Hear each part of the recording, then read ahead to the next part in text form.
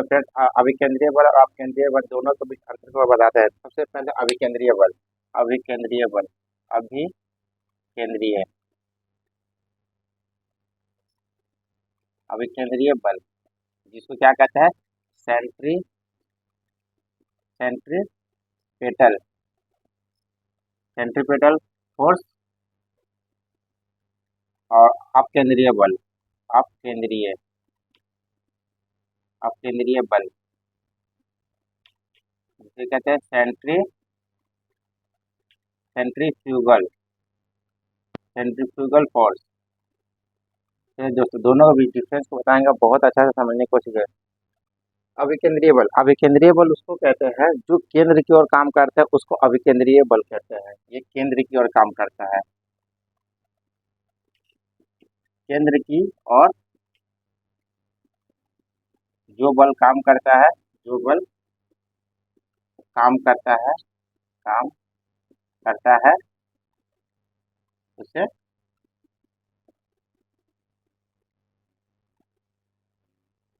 अभिकेंद्रीय बल कहते हैं।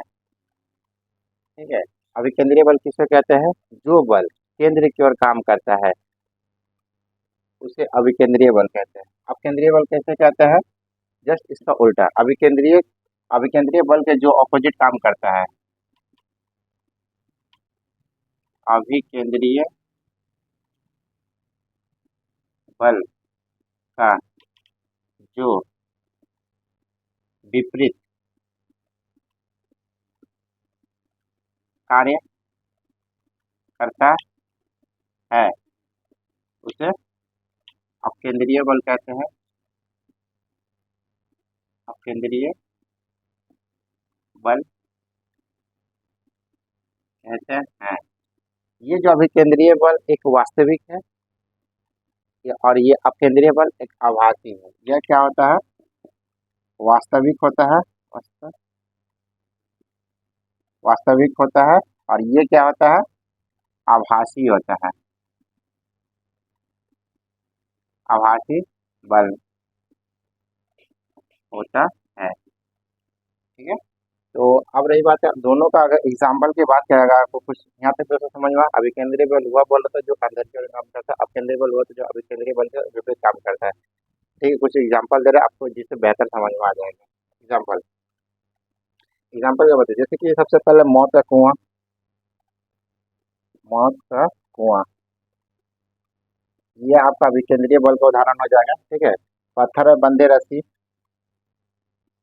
पत्थर से बंधी रस्सी, पत्थर से बंधी जो क्या है, ये रस्सी जो है, ठीक है, आपका जो नाभिक होता है, नाभिक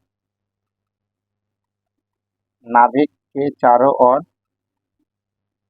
इलेक्ट्रॉन का घूमना, इलेक्ट्रॉन इलेक्ट्रॉन का घूमना,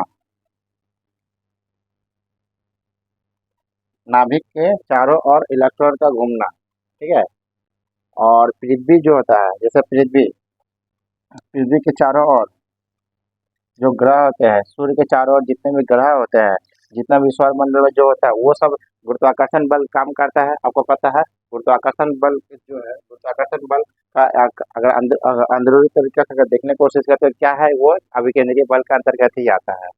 तो आप लोग यहाँ पे समझ सकते हैं, मौत का कुआं हुआ, पत्थर से बंधा हुआ रस्सी हुआ। अगर हम लोग रस्सी अगर से घुमा रहे, ठीक है, पत्थर से बांध दिया, रस्सी को ऐसे घुमा रहे, अपने जैसे हम छोड़ेंगे वो रस्सी बाहर की ओर निकल जाएगा।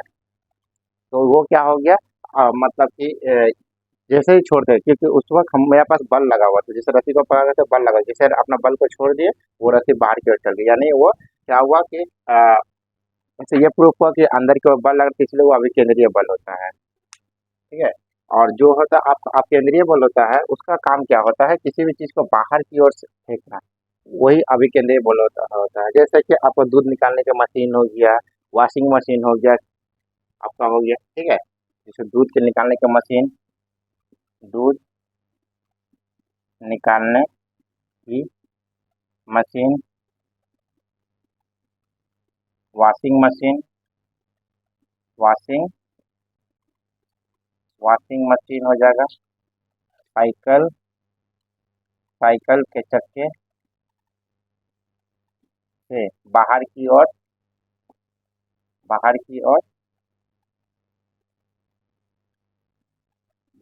कचरे छिटके छिटके मारना, छिटके उड़ाना उड़ाना। तो यहाँ पे मेनली आप लोग क्या समझे कि अभी के यहाँ पर जैसे हमने सोचा अभिकेंद्रीय बल अपकेंद्रीय बल। अभिकेंद्रीय बल हुआ बोलो तो जो अंदर से मुका करता है, एक अपकेंद्रीय बल हुआ था जो कि बाहर की ओर काम करता है। तो अभिकेंद्रीय बहुत तक हुआ, ये सब एग्जाम्पल एग्जाम में पूछता है ये कैसे बल है, तो एक वास्तविक बल अभिकेंद्रीय बल, अपकेंद्रीय बल एग्जाम जो बता रहे हैं, ठीक है। अपकेंद्रीय बल जो होता है आभासी बल होता है, और एग्जाम्पल अगर बोलते हैं तो दो चार को एग्जाम्पल कहते हैं। मौत का कुआं होता है, पत्थर से बंधी हुई रस्सी होती है, नाभिक के चारों इलेक्ट्रॉन का घूमना होता है, और पृथ्वी और सूर्य के बीच जो चक्रण करता है, सौरमंडल में जाते हैं, पृथ्वी के चारों ओर ग्रह काम करते हैं, सूर्य के बीच में है तो चारों ओर सारे ग्रह जो होते हैं वो सब करते हैं। दूसरा एग्जाम्पल इधर करेंगे, दूध निकालने की जो मशीन होती है, ठीक है, वॉशिंग मशीन होती है, और जो साइकिल के चक्के से जो बाहर जो छिटका मारते हैं, जैसे साइकिल चला रहे थे पीछे में छिटका मारता है ना, कचरा जो होता है, कीचड़ जो उड़ाता है, कीचड़।